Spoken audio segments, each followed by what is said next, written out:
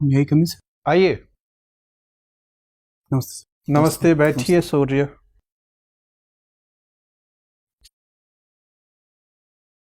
अपनी जाति या संप्रदाय की संकेत किए बिना बोर्ड के सदस्यों को अपना परिचय दीजिए। सर, मेरा नाम सूर्य प्रताप है।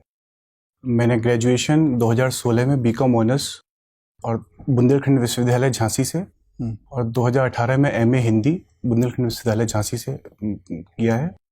और मैंने सर जून और दिसंबर 2019 में यूजीसी नेट की परीक्षा पास की है। अच्छा, मैं झांसी उत्तर प्रदेश का निवासी हूँ। तो इस लिहाज से तो आपको अध्यापन के क्षेत्र में जाना चाहिए था। आपका जो रुख है, आपने एमए किया है, यूजीसी नेट भी क्लियर किया है, तो ये सब तो पात्रताएं अध्यापन के लिए ठीक है। प्रशासन का रुख क्यों कर लिया? सर, यूजीसी नेट की परीक्षा तो मतलब उसी पर्पज से पास की थी सर, मतलब तैयारी की थी। लेकिन सर वो भी एक विकल्प के तौर पे है, लेकिन सर मेन फोकस मेरा सिविल सर्विसेज के लिए। अच्छा, पहली वरीयता आपके प्रशासन बनने की है? जी सर। ठीक है, क्या करेंगे प्रशासक बन के? सर, अगर बिहार पीसीएस में मेरा चयन होता है तो अगर मैं एसडीएम के लिए चुना जाता हूँ या किसी भी प्रशासनिक अधिकारी, तो सर जो भी उस अनुमंडल में अगर मैं चुना गया तो सर उस अनुमंडल में जो भी सरकार की योजनाएं चल रही हैं और जो भी सर कितने अनुमंडल हैं बिहार में? सर 101। आजकल अमेरिका से हमारी दोस्ती तो बढ़ती जा ही रही है, लेकिन ऐसा लग रहा है कि हम अमेरिका के पिछलग्गू बनते जा रहे हैं। जी सर। अमेरिका के एक राष्ट्रपति ने चाहा कि हम चीन से भिड़ जाएं, तो हम भिड़ गए। अब दूसरे राष्ट्रपति चाहते हैं कि हम शांत हो जाए, तो हम 6 महीने से शांत हो गए हैं। हमारी अपनी कोई स्वतंत्र विदेश नीति आपको लगता है? सर, मैं आपकी बात से पूर्ण रूप से सहमत नहीं हूँ सर। हाँ, इस बात में सर बात ये है कि कुछ दिनों से सर लगभग 5-6 वर्ष से वर्तमान जो सरकार है सर, अमेरिका की बहुत सारे नीतियों से सर उनको पालन कर रही है, उनके साथ समझौते कर रही है। और चीन नीति भी अमेरिका की तरह ही भारत कुछ माध्यम में डिसाइड कर रही है चीन के साथ। लेकिन सर इस तरह से पूर्ण रूप से कहना कि हम उनके पिछलग्गू बन रहे हैं सर, सही उचित नहीं हो। अच्छा, सूर्य प्रताप जी।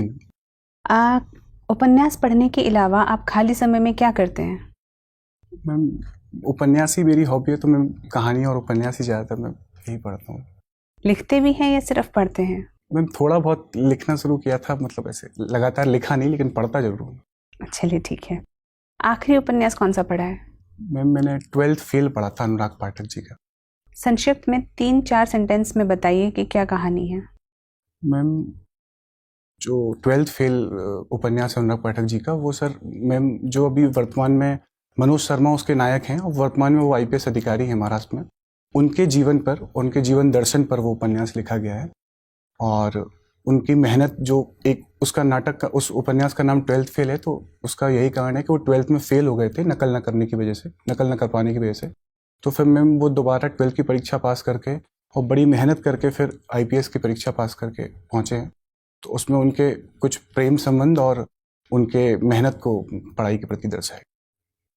ये बताइए कि अगर आपके पास एक महिला आती हैं जो कहती हैं कि उनके पति को किसी कारणवश गुस्सा आ गया था और किसी प्रकार का डोमेस्टिक वायलेंस उनके साथ हो गया है, अब वो आपसे सलाह लेना चाहती हैं कि वो उन्हें क्या करना चाहिए, आप क्या सलाह देंगे? मैम, मैं तो पहले तो उनकी पूरी बात सुनूंगा कि वो मतलब वास्तविकता बात क्या है।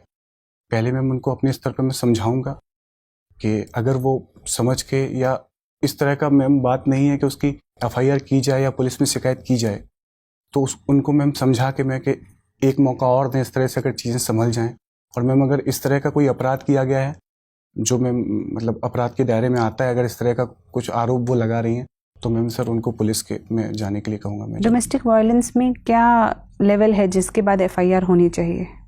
मैम, ऐसा लेवल तो मतलब नहीं कुछ है, लेकिन अगर कुछ भी अमर्यादित या गैर कानूनी कृत्य किया गया है तो वो मैम अपराध के श्रेणी में आएगा। धन्यवाद। आइए सूर्य, बैठिए। कैसा लग रहा है? सर थोड़ा नर्वस था मैं, घबरा रहा था सर। ठंड भी लग रही है क्या कुछ? नहीं, ठंड नहीं सर, थोड़ा घबराहट ही हो रही थी मुझे, थोड़ी सी घबराहट है। ठीक है, वो तो थोड़ा बहुत प्रेशर तो रहता ही है। देखिए, जो कसौटियां हैं जिस पर आपको थोड़ा सा चौकन्ना रहना है, सचेत रहना है, प्रवेश आपका ठीक है, और जो औपचारिक तौर पे अनुमति मांगनी चाहिए वो आपने अनुमति मांगी। अभिवादन करने में उतना आप मुखर नहीं थे, तो वहाँ बोर्ड में जब जाइएगा तो ये सब स्टेप्स ध्यान रखिएगा, एकदम मुखर स्वर में। सर वहाँ जैसे प्रणाम करना है सर, गुड इवनिंग करना है, क्या ये पहले से तय कर लीजिए। नहीं मैं पूछ रहा हूँ सर, क्या करना चाहिए दोनों वहाँ आप कर पर? सकते हैं, अच्छा आइदर और। जी सर। आपको जो सहज महसूस हो। जी सर। अगर आप नमस्ते कहना चाहते हैं तो सर ऐसे हाथ जोड़ना है अगर नमस्ते या प्रणाम कर रहे हैं तो, या सिर्फ गर्दन झुकाकर कर सकते हैं सर? गर्दन झुका के भी कर सकते हैं। नमस्ते हो गया ना, जो कि शब्द में जी ही, जी सर। तो वो तो पुराना प्रसंग आपको हिंदी साहित्य के विद्यार्थी हैं, जी पता ही होगा। जी सर। शंकर जी ने मन से नमस्ते किया था। तो लेकिन महिला सदस्य को पहले जी सर। अभिवादन करना है, फिर अध्यक्ष पद पे जो बैठे हैं, फिर बाकी सदस्य को व्यक्तिगत रूप से मुखातिब होते हैं।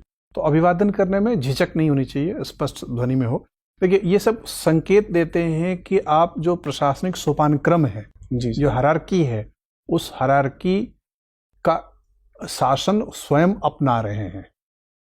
आपको पता ही कि स्वयं शासन को अपनाने को अनुशासन कहते हैं। जी सर। तो जब ये आपकी समझ का भी सूचक होता है कि आप सोपानक्रम को समझते हैं, उसके महत्व को समझते हैं, और अपनी पोजीशन कहाँ है इसके महत्व को भी समझते हैं और स्वीकार करते हैं। जी सर। ठीक है, तो वो शासन को स्वयं जो अपनाता है, ये कहा जाता है कि अच्छा कमांडर वही होता है जो अच्छा कैडेट होता है। जी सर। ये जो अच्छा फॉलोअर होता है वही अच्छा लीडर बन सकता है।